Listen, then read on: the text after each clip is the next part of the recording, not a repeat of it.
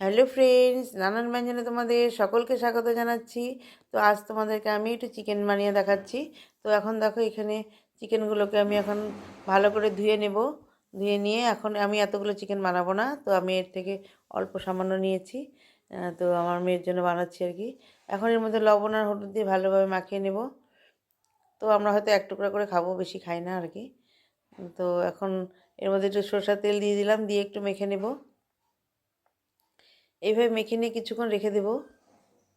তারপরে এইদিকে দেখো, সরষের তেলও তোর মাংসের মধ্যে অনেকটা দিয়েছি, মেখে নিয়েছি। আর এখানে সামান্য একটু তেল দিয়ে আমি মাংসগুলোকে দিয়ে দিলাম, চিকেনগুলোকে দিয়ে দিলাম কড়াইতে, দিয়ে এখন এটাকে একটু ভেজে নেব।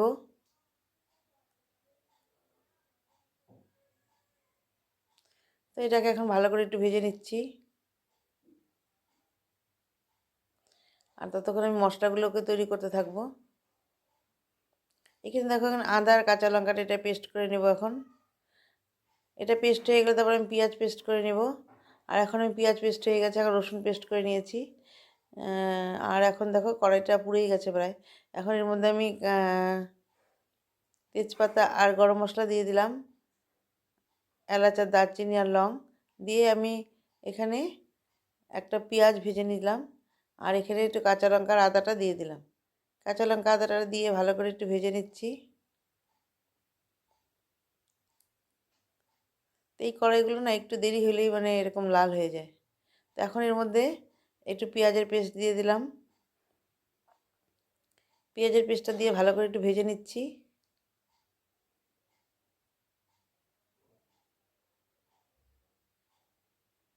এভাবে ভালো করে ভেজে নিয়ে এখন এর মধ্যে রসুনের পেস্টটাও দিয়ে দিলাম। রসুনের পেস্টটা দিয়ে একটু ভাজা ভাজা করে নিচ্ছি। এটা একটু ভাজা ভাজা হয়ে গেলে তারপর এর মধ্যে এখন আমি টমেটো পেস্ট দিয়ে দেবো।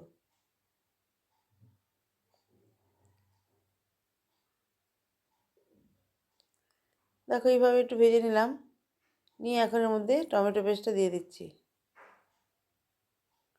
তো টমেটো পেস্টটা দিয়ে দিলাম, দিয়ে এখন এটাকে আর একটু ভালো করে ভেজে নিচ্ছি। এইভাবে ভালো করে ভেজে নিয়ে এখন এর মধ্যে লবণ আর হলুদটা দিয়ে দেব। এখন এর মধ্যে লবণ হলুদটা দিয়ে দিলাম, দিয়ে এখন এটা ভালো করে মশলার সঙ্গে মিশিয়ে নেব। ভালো করে মিশিয়ে নিয়ে এখন এর মধ্যে জিরে গুঁড়ো আর লঙ্কার গুঁড়োটা দিয়ে দিব, ধনে গুঁড়োটা দেবো না। তো এখন এখানে লঙ্কার গুঁড়ো জিরে গুঁড়োটা দিয়ে দিচ্ছি।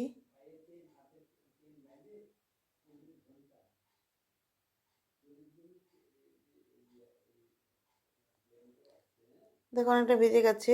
এখন এর মধ্যে লঙ্কার গুঁড়ো আর জিরে গুঁড়োটা দিয়ে দিলাম। লঙ্কার গুঁড়োটা জিরে গুঁড়োটা দিয়ে এখন ভালো করে আবার মিশিয়ে নিচ্ছি। এইভাবে ভালো করে মিশিয়ে নিয়ে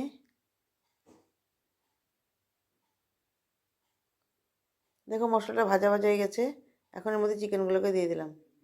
চিকেনগুলোকে দিয়ে এখন ভালো করে মিশিয়ে নিচ্ছি।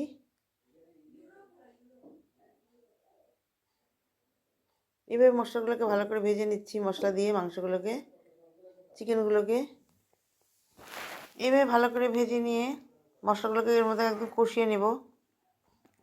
তারপর গরম জল করে রেখেছি, এখন এর মধ্যে একটু গরম জল দিয়ে দেবো। তো আগেতে যে চিকেনগুলো যে ভেজে নিয়েছিলাম তখন একটুখানি গ্রেভি বেরিয়েছিল, সেটা দিয়ে দিয়ে দিয়েছি। দিয়ে এখন এখন ভালো করে গ্রেভিটাকে দিয়ে ভালো করে ভেজে নিচ্ছি। ভেজে নিয়ে তারপরে আমি এখন এর মধ্যে গরম জল দিয়ে দেবো সামান্য পরিমাণে।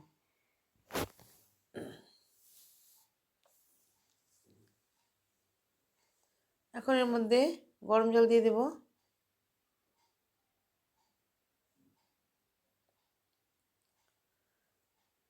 একটু গরম জল দিয়ে দিলাম। একদম নর্মালভাবেই বানাচ্ছি এটা। তো দিয়ে নিয়ে এখন এর মধ্যে একটু আমি গোলাপ জল দিয়ে দিব আর একটু কেওড়ার জল দিয়ে দেবো। তাহলে বাচ্চারা একটু না এক সময় একরকম একটু বানালে এটা খেতে ভালো পায়। তো একটু বিরিয়ানি বিরিয়ানি গন্ধ হবে, ওই জন্য আর কি। সেই জন্য একটুখানি এখন গোলাপ জল দিয়ে এখন আগে একটু কেওড়ার জল দিয়ে দিচ্ছি। সামান্য একটু কেওড়ার জল দিয়ে দিলাম, দিয়ে এখন একটু গোলাপের জল দিয়ে দিচ্ছি, রোজ ওয়াটার। রোজটা দিয়ে দিলাম, দিয়ে এখন এটাকে ভালো করে মিশিয়ে নিচ্ছি। এখন একটু ভালো করে মিশিয়ে নিয়ে ফুটে গেলে এখন এর মধ্যে একটু টমেটো সস দিয়ে দেব।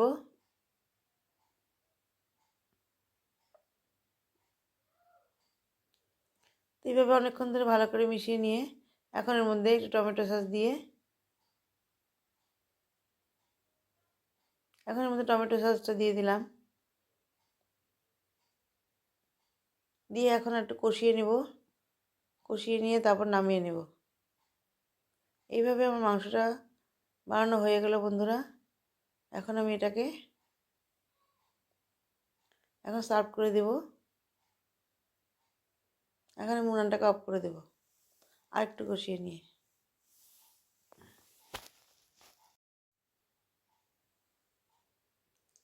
এখন দেখো এইভাবে আমি এটাকে সার্ভ করে দিলাম।